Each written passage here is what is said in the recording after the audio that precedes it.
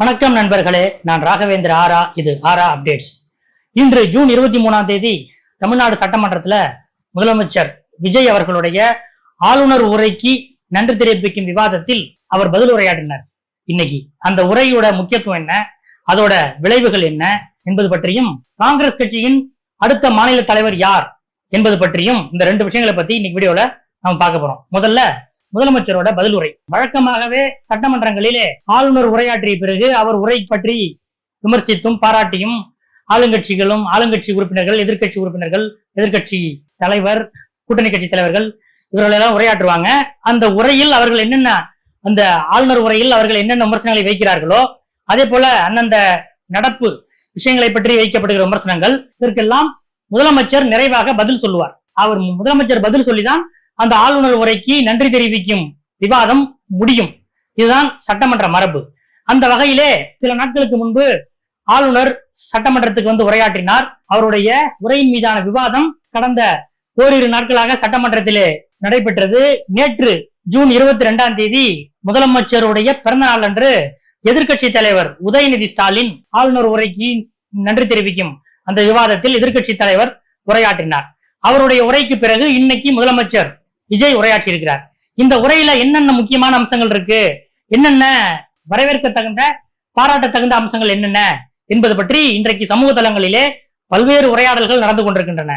முதல்ல முதலமைச்சர் உரையாற்றி கொண்டிருக்கும் போதே பாதியிலேயே கிட்டத்தட்ட முக்கால்வாசி உரையாற்றிய நிலையிலே அவர் உரையை முடிக்கும் முன்பாகவே எதிர்கட்சி தலைவர் உதயநிதியும் எதிர்கட்சியான திராவிட முன்னேற்ற கழகத்தின் சட்டமன்ற உறுப்பினர்களும் வெளிநடப்பு செய்துட்டாங்க. அதாவது சட்டமன்றம் ஆரம்பிக்கும் போது வாய தொடங்க சிஎம் என்ற ஒரு கருப்பு பேட்ச் அணிந்துதான் அவங்க உள்ள வந்தாங்க. சட்டமன்றத்துக்கு வெளியே அவர்கள் பல்வேறு விமர்சன பதாகைகளை ஏந்திதான் சட்டமன்றத்துக்கு முதல்ல வந்தாங்க. அந்த பதாகைகளை வைத்து விட்டு என்ன சட்டமன்றத்துக்குள்ள பதாகைகளை எடுத்து வரக்கூடாது, அதனால அவங்க கருப்பு பேட்ச், வாய தொடங்க சிஎம் அப்படின்னு ஒரு கருப்பு பேட்ச் அணிஞ்சிட்டு தான் உள்ள வந்தாங்க. இந்த நேரத்தில் தான் இந்த 3 நாட்கள் விவாதத்துக்கு பிறகு இன்னைக்கு முதலமைச்சர் விஜய் ஆற்றிய உரை அவருடைய டிவிகே தொண்டர்களால அது ஒரு பெரிய ஒரு பட்டாசு வெடிக்கிற கொண்டாட்டமாக அது பார்க்கப்படுகிறது. அதே நேரம் அரசியல் விமர்சகர்கள் இதுல 2 பக்கமும் பாக்குறாங்க.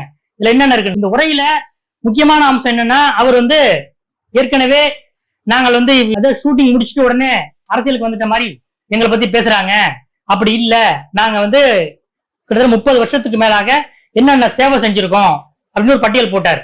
விஜய் ரசிகர் மன்றம், மக்கள் இயக்கம் என்னெல்லாம் பட்டியலிட்டு உள்ளாட்சி தேர்தல் நின்றது வரை ஒரு பட்டியல் போடுறார். அது இயல்பாக இது போன்ற முதல்வர்களின் பதில் உரையில் இடம்பெறக்கூடிய அம்சம்தான்.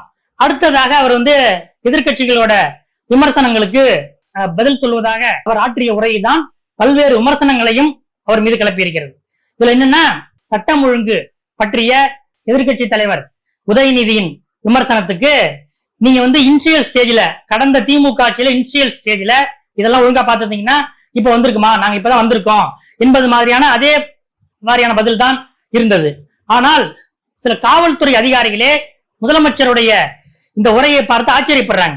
எப்படி ஒரு முதலமைச்சர் பதில் உரை ஆற்றும் போது காவல்துறை அதிகாரிகள், உளவுத்துறை அதிகாரிகள், சட்டமன்ற மரபு சம்பந்தமான சட்டமன்ற செயலாளர்கள், இப்படிப்பட்ட சட்டமன்றத்திலே பணியாற்றிய அதிகாரிகள், இப்படி எல்லா வகை அதிகாரிகளோட அனுபவத்தையும் அவர்களுடைய ஐடியாக்களையும் எடுத்துக்கொண்டுதான் இப்போ ஒரு உரை தயாரிக்கப்படும். அப்படி பார்த்தா சட்டம் ஒழுங்கு பற்றிய இந்த எதிர்கட்சிகளின் விமர்சனத்துக்கு முதலமைச்சர் ஒரு பதில் சொல்லியிருக்கலாம். அதாவது கடந்த மே மாதம் 21, 22 தேதிகள்ல கோவை மாவட்டம் சூலூரிலே ஒரு 10 வயது சிறுமி பாலியல் வன்கொடுமைக்கு ஆளாக்கப்பட்டு கொடூரமாக கொல்லப்பட்டார். அது மிகப்பெரிய விவாதமாக மாறியது. அந்த நிலையில அந்த சம்பவத்திலே 21 நாட்களிலே நம்ம போலீசார் 819 பக்க குற்றப்பத்திரிகை தாக்கல் செஞ்சிருக்காங்க.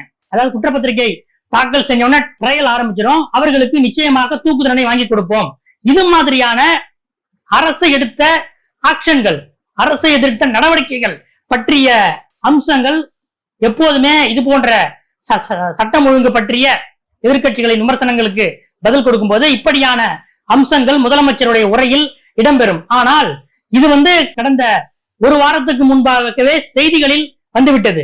819 பக்க குற்றப்பத்திரிகை 21 நாட்கள்ல ரெடி செய்யப்பட்டிருக்கிறது. மிக விரைவாக இந்த வழக்கு நடத்தி முடிக்கப்படும் என்று காவல்துறை அதிகாரிகள் சொன்னதாக பல்வேறு ஏடுகளிலும் பல்வேறு தொலைக்காட்சிகளிலும் செய்திகள் வந்திருக்கின்றன. ஆனால் சட்டம் ஒழுங்கு பற்றிய எதிர்க்கட்சிகளின் விமர்சனத்துக்கு அரசு எடுத்த நடவடிக்கை பற்றி முதலமைச்சர் ஏன் இந்த விஷயத்தை அவருடைய உரையில் குறிப்பிடவில்லை? அதாவது கடந்த ஆட்சியில் நீங்கள் போட்டு வைத்த பாதை, நீங்க இனிஷியல் ஸ்டேஜில் இந்த போதை மருந்து புழக்கத்தை நீங்க கட்டுப்படுத்தல, இப்படியாகவே அந்த ரீதியில தான் அந்த பதில் இருந்துச்சே தவிர இந்த அரசு எடுத்த ஆக்ஷன் என்ன என்ற பேப்பர்கள் விவரங்கள் இந்த அரசின் கையிலே இருந்தும் முதலமைச்சர் அதை பேசல.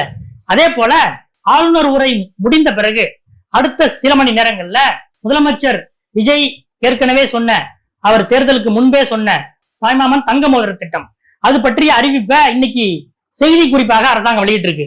இன்னைக்கு பிற்பகல், அதாவது காலையில முதலமைச்சர் கிட்டத்தட்ட 3/4 மணி நேரம் உரையாற்றுறாரு. அவருடைய உரை பற்றி எங்கெங்கும் பேச்சுகள் வந்து கொண்டிருக்கும் போது இந்த நிலையில் மதியத்துக்கு மேல இந்த அறிவிப்பு வெளியாகுது.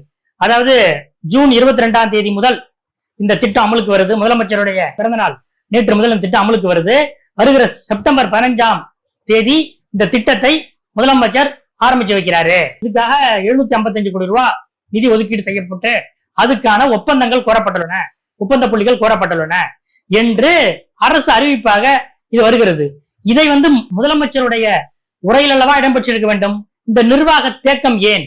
அதிகாரிகளோடு ஆலோசித்துதான் இந்த உரை தயாரிக்கப்பட்டது என்றால் எப்படி காவல்துறை எடுத்த நடவடிக்கை எப்படி இந்த உரையிலே விடுபட்டு போனது? தேர்தல் வாக்குறுதியாக நாங்கள் அளித்த திட்டத்தை இப்போது செயல்படுத்துகிறோம் என்று முதலமைச்சர் உரையிலே இந்த தாய்மாமன் மோதிர திட்டத்தை அறிவித்திருந்தால் அதோட ரீச் இன்னும் அதிகமாயிருக்குமே. அதனால இந்த உரையை ரெடி செய்தது யார்? இந்த முதலமைச்சருடைய இந்த உரையில் அதிகாரிகளின் பங்கு என்ன என்ற ஒரு கேள்வி கோட்டை வட்டாரத்திலேயே எழுந்து கொண்டிருக்கிறது. கோட்டை வட்டாரத்தில் மட்டுமல்ல, தமிழக வெற்றி கழகத்தின் அமைச்சர்களிடையேயும் இந்த பேச்சு, இந்த விவாதங்கள் இருக்கின்றன. இன்னொரு விஷயம், முதலமைச்சர் தன்னுடைய உரையில் சொன்ன ஒரு குட்டி கதை, அதாவது அவங்க அப்பாவை காணும் தேடிட்டு இருக்கேன் அப்படின்ற மாதிரி அவர் சொன்னது நேரடியாக முன்னாள் முதலமைச்சர் ஸ்டாலினைத்தான் அவர் சொல்கிறார் என்று அனைவராலும் உணர முடிந்தது. இந்த உரையில இது ஒரு தேவையற்ற விஷயம். இதற்கு பதில் சொல்வதாக எடுத்துக்கொண்டு எதிர்க்கட்சி தலைவர் உதயநிதி ஸ்டாலின் செங்கல்பட்டு நீதிமன்றத்தில் ஒரு மணவன் கனவியை தேடுகிற கதை நம்ம நாட்டுக்கே தெரியும் என்று சொல்லியிருக்கிறார். சட்டமன்றத்தில் முதலமைச்சர் பேசிய அந்த விஷயமும் தேவையற்றது. அதற்கு எதிர்க்கட்சி தலைவர் கொடுத்த பதிலும் அரசியல் நாகரிகத்துக்கு எதிர் திசையில் போகிற அளவுக்கு தான் இருக்கே தவிர இதுதான் இன்றைய சட்டமன்ற முதலமைச்சருடைய பதில் உரை தொடர்பான விஷயங்கள். இது பற்றி பல்வேறு விஷயங்கள், அது மீம்ஸ் எல்லாம் பல விமர்சனங்கள் வைக்கிறாங்க. ஆனால் முக்கியமான விஷயங்கள் அதிகாரிகள் மட்டத்திலும் டிவிகே நிர்வாகிகள் மட்டத்திலும் விவாதிக்கப்படுகிற விஷயம். இந்த உரையில் ஏன் இந்த விஷயம் விடுபட்டு போச்சு என்பதுதான் அந்த விவாதமாக போயிட்டு இருக்கு. இது ஒரு பக்கம். இன்னொரு பக்கம், மாநில காங்கிரஸ் கட்சியின் அடுத்த தலைவர் யார் என்ற ஒரு கேள்வி. ஏற்கனவே மாநில காங்கிரஸ் தலைவராக இப்போது இருக்கிற திரு செல்வ பெருந்தகை அவர்கள் சில நாட்களுக்கு முன்பு காங்கிரஸ் கட்சியின் தேசிய தலைவர் மல்லிகார்ஜுன கார்கேவை சென்று சந்தித்து தன்னுடைய பதவி காலத்தில் அந்த அக்கவுண்ட்ஸ் டீட்டெயிலாம் கொண்டு கொடுத்துட்டாரு அப்படின்னு சொல்றாங்க. ஒரு மாநில தலைவர் அக்கவுண்ட் டீட்டெயில்ஸ் கொண்டு கொடுத்துட்டாலே அவருடைய பீரியட் முடிஞ்சிருச்சு அப்படின்னு அர்த்தம். ஒண்ணு தேசிய தலைமை கேட்டிருக்கணும், உங்களுடைய அந்த தலைவராக இருக்கிற அந்த காலத்துல வரவு செலவு கணக்குகள்லாம் கொண்டு கொடுத்துருங்க என்று தலைமை கேட்டுவிட்டால் அவ்வளவுதான் அப்படின்னு அர்த்தம். அதன்படிதான் தேசிய தலைமை கேட்டதின் அடிப்படையில் இவர் கொண்டு கொடுத்திருக்கிறார். அப்போது சரி, நான் சொல்ற வரைக்கும் வெயிட் பண்ணுங்க, அடுத்த தலைவர் நாங்க நியமிக்கிற வரைக்கும் வெயிட் பண்ணுங்க என்ற ஒரு வழக்கமான அறிவுரையை கார்கே சொல்லி அனுப்பியிருக்கிறார் என்று சொல்கிறார்கள்.